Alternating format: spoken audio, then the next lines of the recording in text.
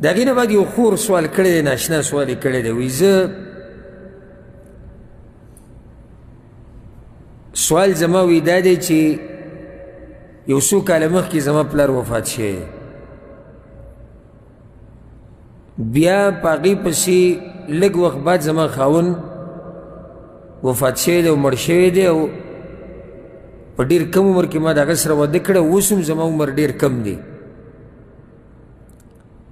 او د دوی سره وایي د الله دپاره زما محبت و د خاوند سره او د پلار سره، ځکه چې ټول ډېر نیکان خلک وو. اوس سوال وی زما دا دی، زما دپاره وایي دا جایز دي چې زه دا ووایم چې زه واده نه کوم، یعنې واده کېږم نه بل چاته، او وایي زه صبر کولی شم په دې دنیا کې داسې وخت تېرولی شم، خو د دې دپاره چې دقه خاوند الله ماله په جنت کې راکړي، ځکه چې ډېر دینداره سړی و. نو زما دا اراده ده چې زه صبر کوم چې دغه دینداره خاوند راته میلاو شي، ځکه چې د هغه سره وایي ما لږ ژوند تېر کړی، خو انتهایي دینداره او الله والا انسان، نو زه غواړم چې د هغه سره ژوند تېر کړم. او دا مې سوچ دی چې د ده نه غوره بل څوک نه میلاویږي ما ته، د ده په شان دیندار او د ده نه زیات دینداره دا ما ته څوک نشي میلاویلی. نو تاسو څه وایئ دې باره کې؟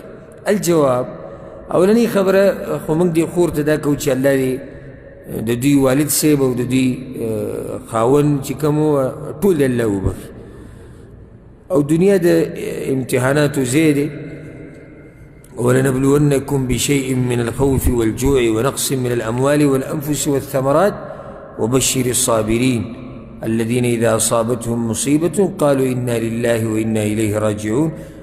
الله وی لازم به سخت راځي، لازم به راځي الله وی. نو چې الله وی لازم به راځي، نو دا سختي به لازم په موږ راځي، په دې کې به صبر کوو.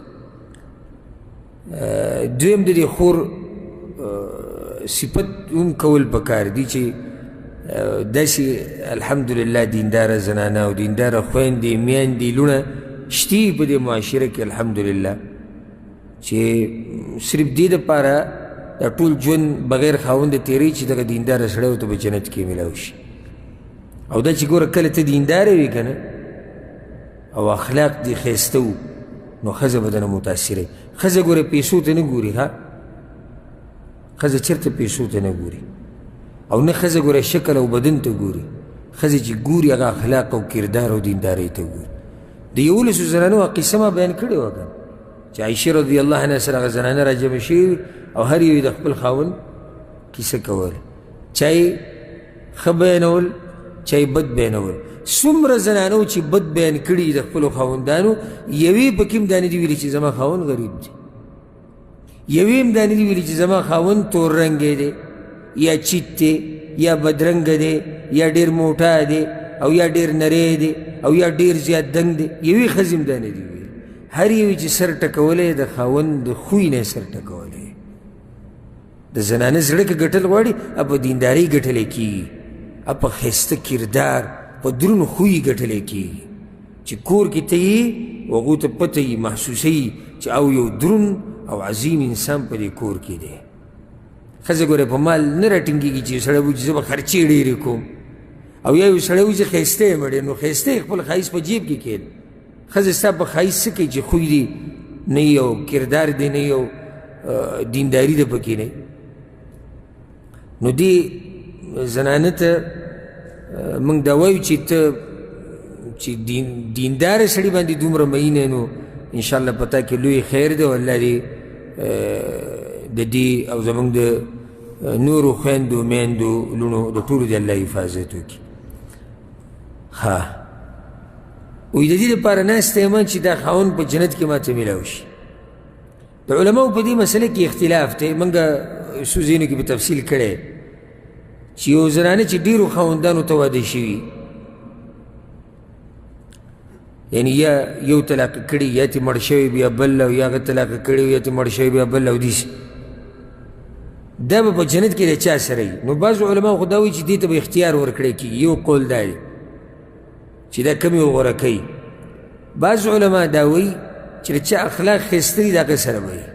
که چېرته را ټول جنت ته لاړ شي، دا سوال هله جوړېږي دریم قول او دا راجح دی او په دې باندې ښه صحیح دلایل دي چې دا به د هغه چا سره وي چې د چا په نکاح کې اخرنۍ وه، که هغه سړی چې جنت ته لاړله.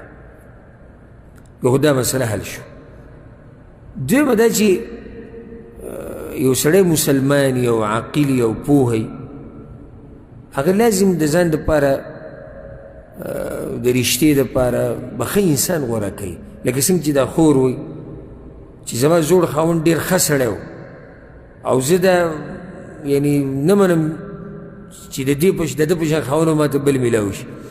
دا راځي د زنانو په ذهن کې، لکه ام سلمه رضی الله عنها روایت ابولو زمونږ بیان کوو مشکات کې چې پیغمبر صلی الله علیه وسلم هغې ته وویل انا لله و انا الیه راجعون وایه او دا وایه اللهم اجرني فی مصیبتي واخلف لي خیرا منها. یا الله دې ابو سلمه نه غوره راکړي.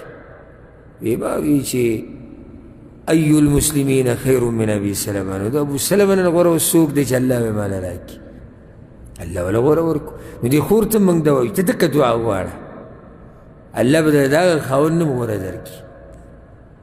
دغه شان بغیر د واده نه ژوند تېرول دې ورته موږ نصیحت نه کوو او نه دا ښه کار دی، ځکه چې عمر کم دی، فتنې ډېرې دي او هر طرف نه خصوصا نن سبا دا نیټ او ټکنالوجي دا اسمان سره خبرې کوي او فتنې ډېرې. اکثر زنانه چې داسې ناستې کور کې دا به ښه پاکه زنانه وي، خو بعض ذلیله او بعض بیماران هغوی چې څو پورې په ښځو بهتانونه نه یې لګولي نو هغوی وخت نه پاس کېږي، نو داسې زنانه باندې کله ناکله دا قسمه بهتانونه ولګي.